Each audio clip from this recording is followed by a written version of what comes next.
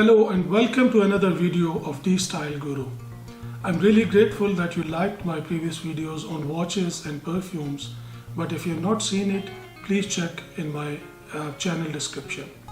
Now, as a feedback that I got from those videos was that how do you define a style? I mean, what exactly would constitute a stylish person? And as you know, my videos focus on men. I would try to so-called define the style in today's video. Well, as I'm a lawyer and economist, I like the quantifiable perspective to everything. So in today's video, what I have introduced is a new concept. It is called stylometer. This is a concept where I would try to quantify through the different factors or the elements that what exactly is perception of style for a man in different cultures. And in second part of the video, I will introduce you to some of those elements or the stylometer for different cultures. So I hope you would enjoy today's video, and if you have not yet subscribed to my channel, please do and like and share these videos. And before moving on, let me say that this stylometer or all of these things that I'm going to say in the video is based on my own personal observation. Of course, there is no scientific rule to that one. You might differ from my perspective or my views, and please do so. I will be very happy to be corrected with your feedback and your own perception. Okay, so what I would do in today's video is to introduce you to the stylometer, then the style pyramid and the elements of the style, and then we go on to perception of style in different cultures. Okay, the first one, what exactly is a stylometer? In fact, this has nothing to do with the style. The word stylometer, as per dictionary definition, is something that gauges the written text or the columns. So in short, the stylometer is a measuring instrument for the columns. But what I'm going to do is stylometer. That means a way to gauge the style or the elements of style in different cultures. Okay, so first and foremost, what does a style constitute? What are the basic elements? In my view, there are four of these elements. First is the basics. That means the dresses, shoes, accessories, and so on and so forth. It has to be as per, so-called chic styles. And then the important thing is context. It has to be appropriate to the geographic context. That means if you're in Italy, for example, that would be a different type of style or fashion statement than, for example, in US or in Brazil. So that is the geographic context, but then there is a temporal context as well. That means according to the time, whether you are going to a wedding ceremony or an office or a beach party. So that is the context. And the third element is that you have to have the uniqueness. In any of the cultures, in any of the place, you would be more stylish if you're unique. You stand out from the others. And above all, it is the confidence. Whether you are carrying the confidence in carrying that style onwards and giving your own statement. So if we move to the style pyramid based on these four elements or the basics that I said, the first and foremost, of course, it has to be extremely correct, if I can use this word. That means appropriate clothing according to the occasion, according to the timing, and according to the fashion as well. Something which is entirely out of fashion may not be able to carry you as a stylish person. And then the context, as I mentioned, it has to be appropriate according to the geographic and other context. That is quite important. But then the uniqueness. Now, uniqueness does not mean that you have to be entirely different than the others, but what I mean to say is that you have to be a little bit distinct. For example, if others are not going for a little bit of the bold statement or so-called what we call the luxury fashion or the expensive fashion, you can do that, but it has to be within the limits. And obviously, I always say cherry on the cake for a man is the confidence. Not only that it gives you the style, it gives you the manhood as well. It really defines who you are. So this is, in my view, are the elements of the style, and particularly pay attention to the pyramid. Everything is important, but confidence is the best thing. So now we go to the stylometer. The concept, let me introduce you. The concept is that I have chosen 5 elements in this stylometer. Those elements are a little bit different than the elements of the style that I introduced, but these are basically the factors, or these are the things that people would look in you if they are defining you as a stylish man.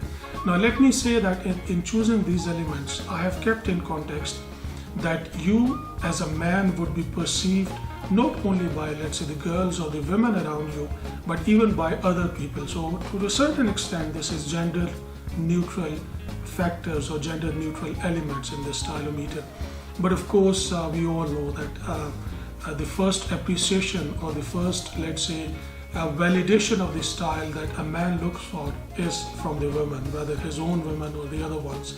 So in this one, as I said, it's a mixed but slightly leaning more towards perception of women towards a man in these cultures. And these 5 elements are first and foremost the looks and appearance that a man carry. The money and status is the second one. I mean, how wealthy are you, or how much is your income, and what is your social status. And then it goes to your personal attitude. Are you sympathetic towards others? Are you a selfish person, or how do you treat the next person, or the person who is attributing you to a certain style? And then of course the IQ and the education. How intelligent are you? How really well-read person you are? How wise you are according to that culture? And then above all, X factor. X factor by its definition means something really special in you, and it is quite contextual. It changes from one culture to the other. So let's go on to see what are the elements of style, or what is the stylometer in different cultures. Okay, so first and foremost, Italia, Bella Italia. Why not to start from the fashion house of the world? Now, Italian men are quite stylish, as you know. For sure they are, because they do care about themselves, and they have to, because Italian women care even more than the men. If they don't look good, if they're not stylish, you're out of business. So in Italy, basically, the looks and appearance are quite important. And that looks and appearance includes some of the fashion, or the temporal fashion type of things as well. Money and status is also to a great extent important in Italian culture. But the attitude and sympathy does not really carry that much weight in Italian culture. Why? Because Italians are open in any case. So it is more or less an understood thing that they would be quite warm towards you. Interestingly, IQ and education is not a huge thing. I mean you can go ahead without even being, Newton or something like that. And X factor in Italian culture, the real X factor would be if you're a good cook, if you're a good chef, because Italians love food, and if you can do a good food, definitely you would be categorized better in the stylometer. So for Italia, this is what I would define as a stylometer. Let's go to the French now, the next fashion house, as you know. In France, the looks and appearance are a little bit less than Italian ones. I mean, French do care about looks, but not really much. And since it is a bit more egalitarian type of society, a social type of setup, the money and status does not really matter much. However, the attitude and sympathy does matter, because French, if in certain cases they could be quite dry as well. Therefore, if you're a warm person, that really matters a lot. And French in general are very picky when it comes to IQ and education. Women generally like men who are wise, who are philosophical, and who really gets into the literature and the high level of conversation that they can have with the women. And the X factor in case of France, not quite important. If you're quite good in the education and sympathy, then you can go ahead more as a stylish person. X factor is not important. Okay, staying in Europe, let's go to Germany. Now, German, as you know, are very methodical and very calculated type of nation. In Germany, interestingly, the looks and appearance and the money and status basically does not matter. Well, I mean, they do, but to a very less extent than the other cultures. However, the attitude and sympathy towards the other person, particularly for women, matter a lot. Why? Because in general, as you know, for outsiders, if I can use this word, Germans are quite cold, they're not really warm. So if you're warm towards the next person, that is taken as something really good. And of course, German, like French, excel in the education and in literature and everything. The IQ and education matters a lot. In case of Germany, more like France, X factor is not really important. They don't look like, something special in a person. If you're intelligent, if you're warm, sympathetic, that would go quite well in the German culture. Okay, so now my own country where I'm located, Switzerland. One of the most beautiful countries in the world, or probably for me, the most beautiful country. So Swiss are quite specialized, quite unique in many things. So are they in defining the style. Over here, the looks and appearance, it's not like Germany, they matter, but not really much. Money and status, probably not really, because everyone is quite rich over there. They're quite secure in terms of the state and in terms of the wealth. However, the attitude and sympathy and the IQ and education matters a lot in case of Switzerland. And again, X factor, more like Germany, not really much, but if you have something, that may go quite well. Okay, so now the other part of the Europe, Britain, United Kingdom. Well, somehow or the other, Brits, well, generally they are good looking. That is why the looks and appearance matter a lot over there. They really care how do you carry yourself and how do you look like. Money and status, not much of money, but status does matter. From which segment of the society are you? That would really define your style. The attitude and sympathy is almost in the middle. It really does not carry much of the weight because generally people are quite open towards each other.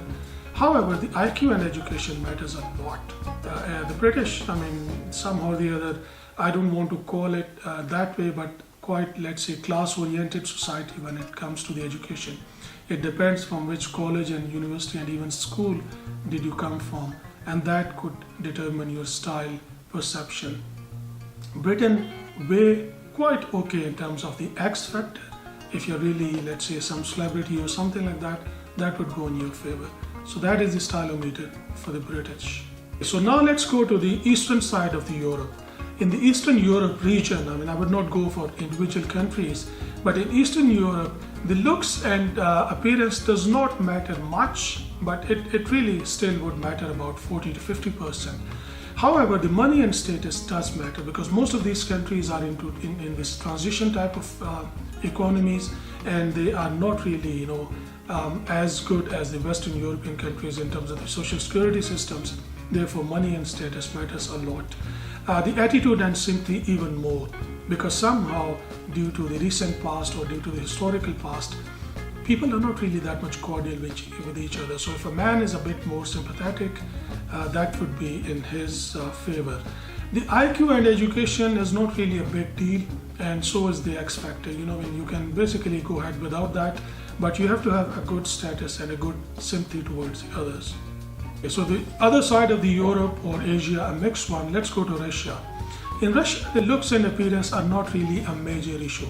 If you're a little bit, handsome, that's fine, but the money and status is quite important. You have to be a little bit above than the other side from which you are trying to get appreciation or validation for your stylish. And the attitude and sympathy, quite a lot, because somehow the men are not really that much cordial and warm. So if you have a good attitude, a good sympathetic attitude towards the others, especially women, you are quite good. And IQ and education matters a lot as well, because people are quite, let's say, philosophical in historic context. So for them it matters a lot, and they don't care for the X factor, by the way. Particularly women, they're not keen into these things. If you're a man with good attitude, with good status, and a good learned person, that could go well. Okay, staying within the Europe, one side of Europe is the Nordic countries, the Sweden, Norway, Denmark and Finland. Well, that is very unique culture, because over there the looks and appearance and money and status does not matter. Well, I could safely say not at all, because people are quite advanced, people are quite mature to a great extent. However, the attitude and sympathy matters the most. Why? because people are generally, if I can say, cold. So if you're warm, if you're outward, extrovert, that is in your favor. And certainly the society values the IQ and education. Those are very high level societies in terms of education and IQ. So if you are one of those ones, then you are stylish, or you would be perceived stylish. X factor is important, but not really a lot. So you can go ahead without having a great X factor. Okay, so let's go to the African side now, next to Europe. I would categorize Africa in three broad categories. First, on the East African side, which, as you know, is mostly the countries like Uganda, Kenya, and so on and so forth. So in Eastern African, the looks matter and appearance matters, but not much. But the money and status matters a lot, understandably so. The attitude and sympathy again matters about 60%, but not really much, because again people are quite cordial to each other in general. IQ and education weighs quite well, and in that society the X factor matters a lot, because you have to be someone unique, you have to have something quite, let's say, distinctive, and if you do, you are quite well in the East African culture. Okay, so now over to North Africa, the countries like Morocco, Algeria, Egypt, etc. Over there, the looks and appearance matter a lot, because after all, Cleopatra was from Egypt, and of course they judge men as well on these grounds. Money and status, quite important. Attitude and sympathy, not much. I don't know why, but in that region, it really does not matter a lot. Of course, if you're a good educated person and you're well in IQ, that is your plus point. And X factor is also quite important in that culture. If you are celebrity, or let's say if you can sing well, that would be in your favor. So to the West African side, over there the looks and appearance matter to a great extent, but what is even more important is the money and status. You have to be quite rich or higher in the social status. The attitude and sympathy, not much. Education or IQ, not really that important, but X factor matters a lot. If you have something distinctive, that is definitely in your favor. Okay, so to the Arabian culture now.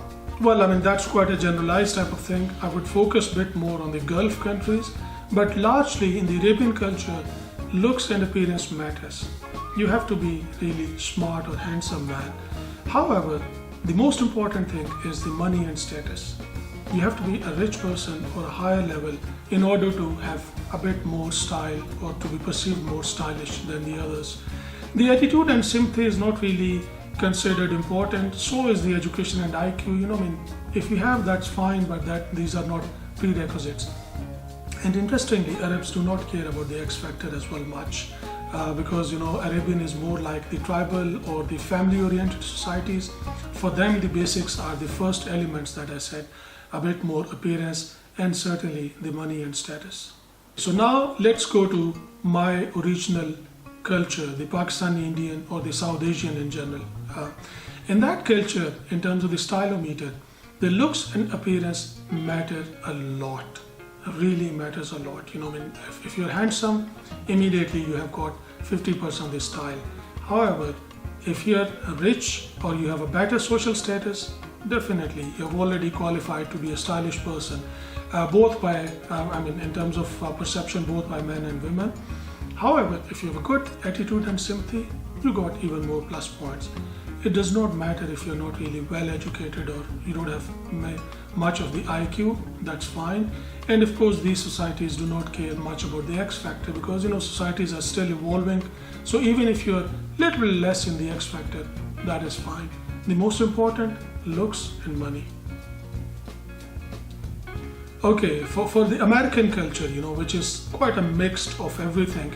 In my view, in US, the looks and appearance are quite important, and so is the money and status. They're quite important.